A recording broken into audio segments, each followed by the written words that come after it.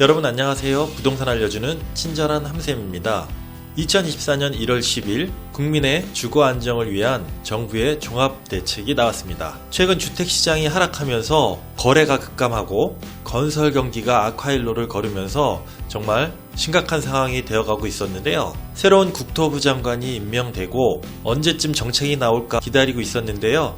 주거와 건설 경기에 초점을 맞춘 정책이 발표가 됐습니다. 내용과 분량이 많지만 짧고 간단하게 내용을 알아보고 향후 부동산 시장 방향은 어떻게 흘러가는지 한번 예측해보는 시간을 갖도록 하겠습니다.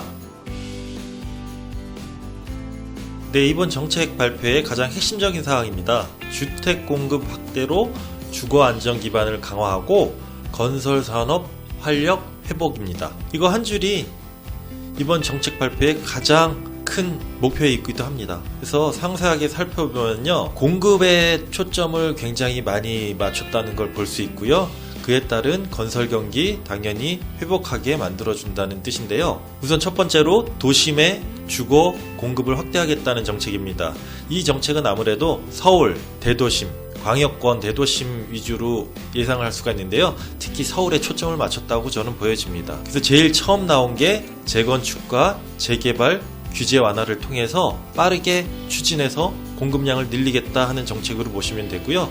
사업 속도 패스트 트랙을 도입하겠다. 이 뜻은요, 준공이 30년 된 아파트들은 안전 진단 없이 또 조합 설립 시기도 조기화를 통해서 최대한 3년 이상 재개발 재건축 연한을 단축시키겠다는 뜻입니다. 현재도 그렇고 전부터 보면은 재개발 재건축 이런 시장을 살펴보게 되면은 빨라야 10년 정도 봤었습니다. 10년을 훌쩍 넘어가는 현장도 굉장히 많았고요. 그런데 그런 시장을 우선 3년을 줄이겠다고 하는데 통합 패스트 트랙을 도입하게 되면은 3년 이상 5, 6년까지도 충분히 줄일 수 있는 그런 상황이 오기 때문에 좀 빠르게 공급량이 늘어나서 도심, 특히나 서울 도심 안에 공급량이 많이 부족한 상황에서 효과가 크지 않을까 예상을 해볼 수 있습니다. 또한 정비사업 추진 요건을 완화하겠다고 해서 그동안 정비구역 요건에 못 들어갔던 지역들이 많이 정비구역을 추진할 수 있는 지역으로 들어가게 되면서 좀 더 빠르게 정비구역으로 지정돼서 재개발 재건축을 추진할 수 있게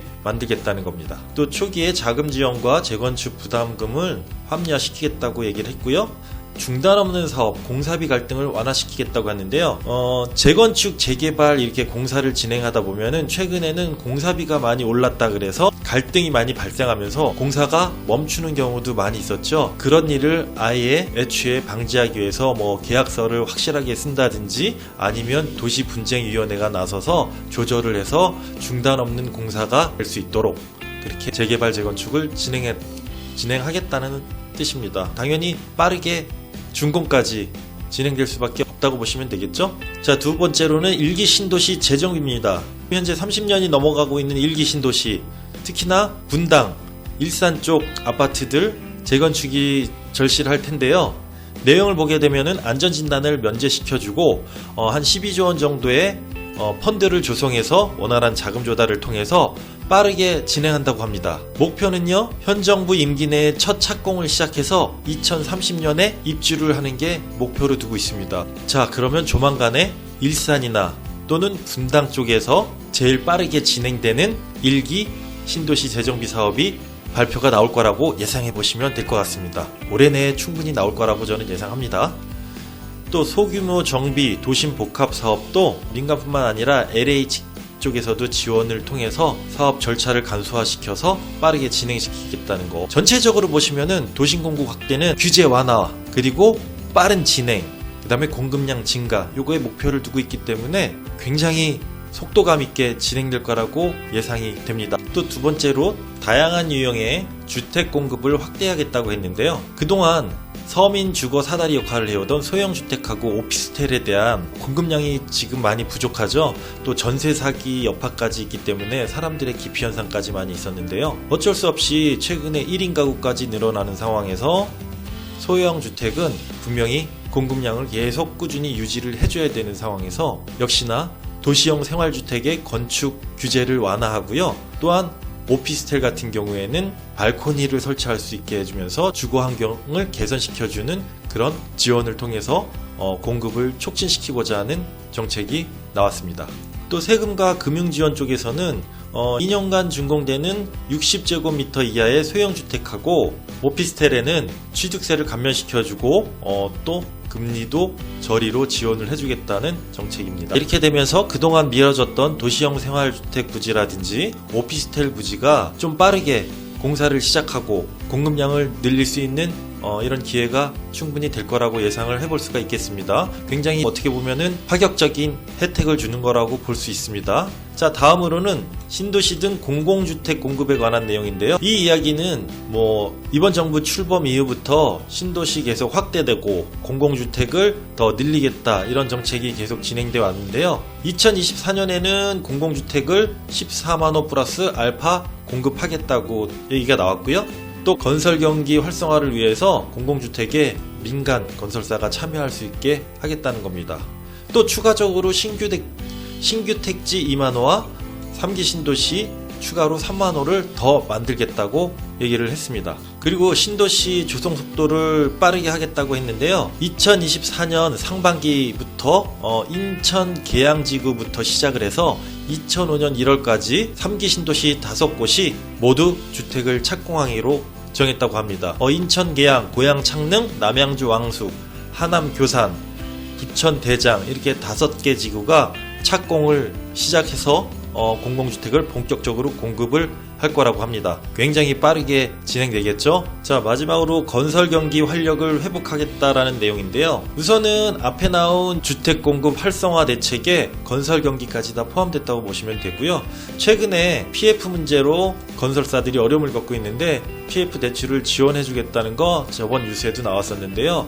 약 25조 원의 정부가 보증을 서서 건설사들의 PF를 차질 없이 공급하고 빨리 사업 진행할 수 있게 도와주겠다는 겁니다. 그리고 유동성 지원은 대출 전환이나 이런 거를 통해서 좀 더 자금을 많이 확보할 수 있도록 해주고 특별 융자도 조금 더 확대하겠다는 그런 정책이 나왔습니다. 어떤 게 나왔냐면요. 지방에 향후 2년간 준공 후 미분양 주택 같은 경우에는 구입하는 사람들에게 주택수에서 제외를 시켜주겠다 이런 정책이 나왔습니다. 이건 저번에도 이야기가 나왔던 부분인데요. 기존 1주택자가 지방에 미분양 나 있는 아파트를 사게 되더라도 1주택으로 인정해주겠다라는 뜻입니다. 이런 정책이 나온 이유는 최근 미분양이 점점 늘어나고 있고 정부가 봤을 때도 향후 지방에 있는 미분양 물량이 점점 늘어날 것으로 예상되기 때문에 이런 정책을 미리 내놓는 것입니다.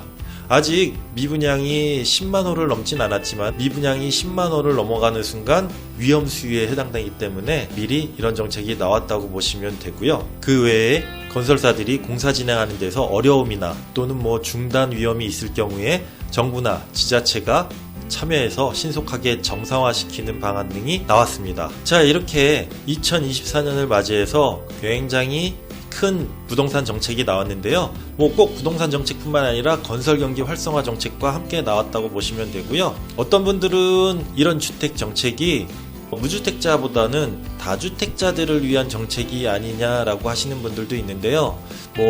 그렇게 생각할 수도 있지만은 자세하게 따져보면은 전체적으로 지금 현재 다주택자들의 매물도 시장에 빨리 나와야 되는 상황이 돼가고 있습니다.